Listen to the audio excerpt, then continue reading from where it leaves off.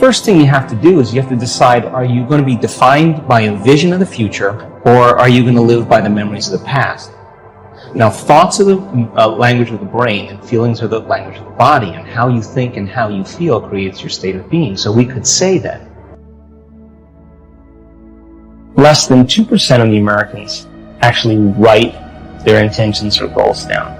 The ones that do actually write them down, they have an 80% chance of reaching those goals if they write them down. So when you write something down, you're telling your brain that you mean it. It's a direction that you're moving, and it has to be ongoing. And it's a to-be statement. A to-be statement is something that you're evolving into. Once you get clear on your intention, sponsoring thoughts, the list of reasons why you want to be healthy.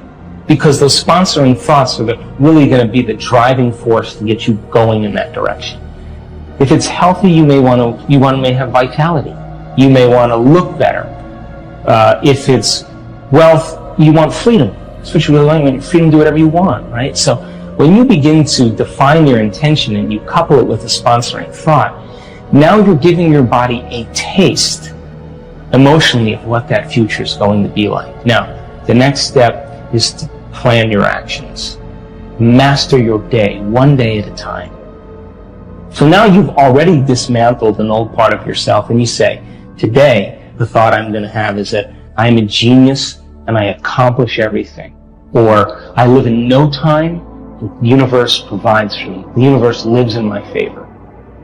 Different compartments of the brain begin to unify. They begin to synchronize. And what syncs in the brain links in the brain. So when your brain is coherent, you're coherent. When your brain is incoherent, you are incoherent. So we've measured this thousands of times. We'll see very large areas of the brain, huge areas, begin to synchronize together.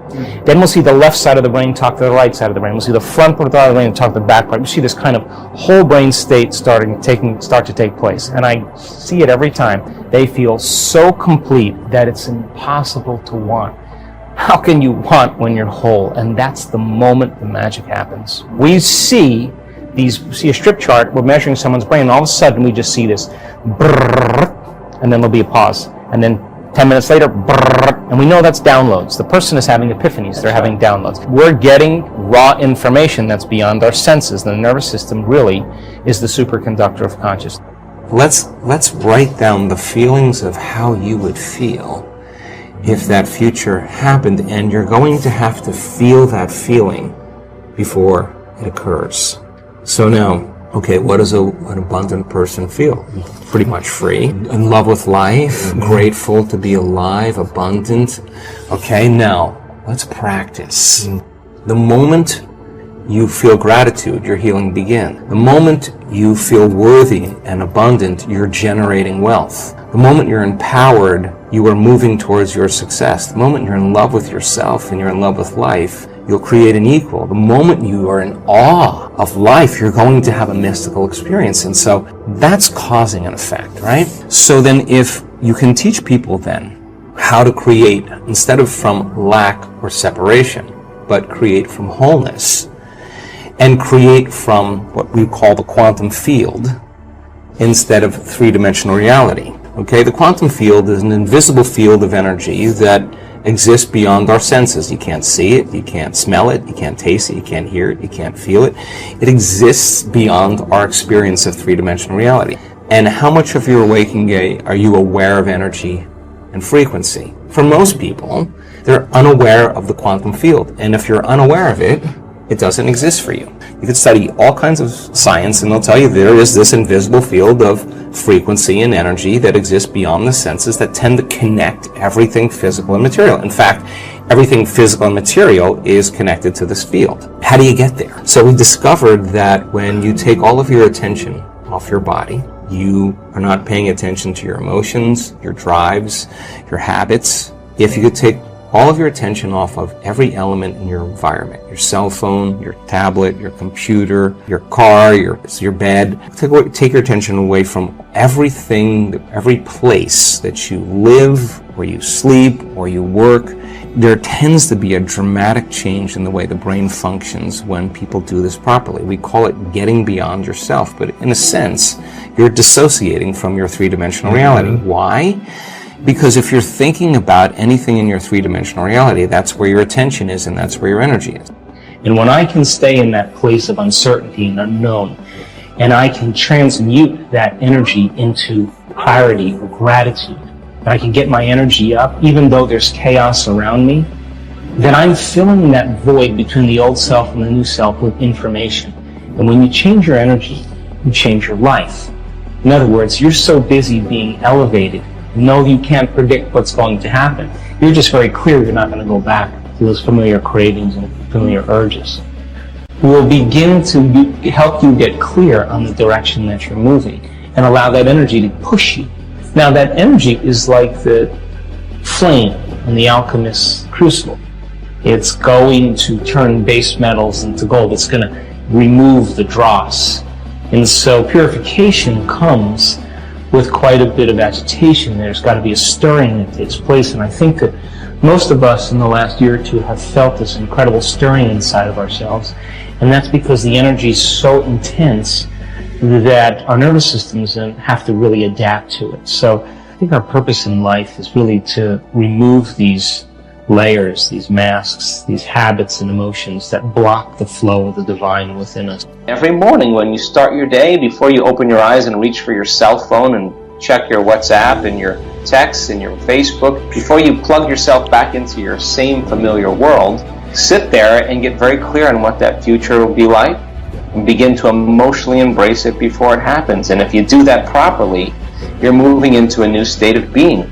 First thing I would have people do is to really decide what they want in their life. I mean, that's the first step. Decide what your future could look like. Get clear on what that vision is and write down the specifics of what you want in your life, whether it's with your family or your career or with a relationship, whatever it is. Get clear on what that vision is of yourself in the future, and then write down the emotions of how you'll feel when it happens. Will you be joyful? Will you be enthusiastic? Will you be filled with energy? Will you love your life and be in a constant state of gratitude?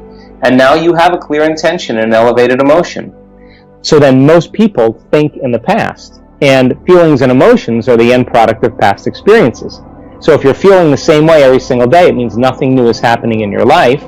And if those feelings are driving your thoughts, then you're thinking in the past. So most people's biology, for the most part, living in the past. By the time we're 35 years old, is a set of memorized behaviors and emotional reactions, beliefs, perceptions, pretty much on autopilot. That's 95% of most people. So the 5% is working against 95% of what they've memorized subconsciously. So the first step then is becoming conscious of your unconscious thoughts, becoming aware of your automatic behaviors, and then noticing and paying attention to the emotions that you feel every day. When you begin to free yourself from the chains of those addictive emotions, you begin to open your heart, the field around your body. The heart begins to produce a magnetic field that sometimes can go to 9 meters wide.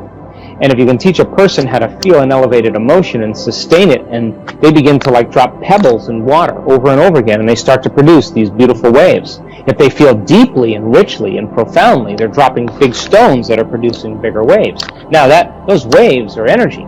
And energy is frequency, and all frequency carries information, like radio waves and cell phone waves. What those waves carry is your thought, your intent. So now the carrier of your own vibrational patterns to begin to carry information that is going to begin to influence matter. People are afraid of because they'd rather live in guilt. At least they can predict who they're going to be than take a chance in possibility. You have to really begin to mentally rehearse. Ask yourself at the end of your day, I do this every day, how'd I do?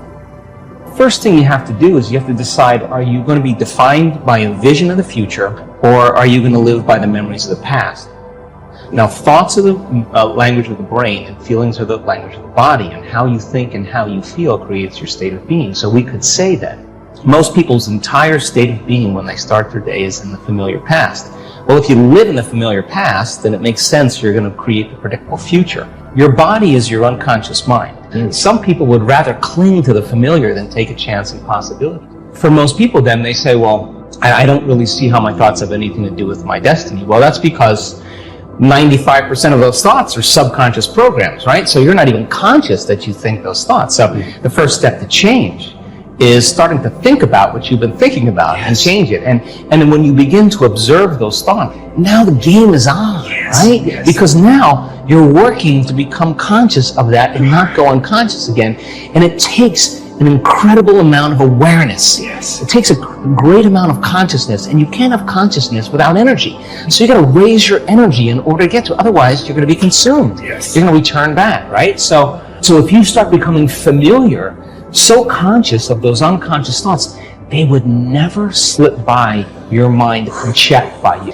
Because if you combine a clear intention, a coherent thought, coherent brainwave pattern, with a coherent heart, moving into that elevated emotion, thoughts are electric and feelings are magnetic. The magnetism of this center becomes the energy. The intention is carried on that energy. And now you are broadcasting a new signature into the quantum field. When you lock into that frequency, if you keep revisiting that energetic signature over again every single day, then you don't have to go anywhere and get it. The new job finds you. The new house actually finds you. The new relationship finds you because you are the vortex that's drawing the experience to you.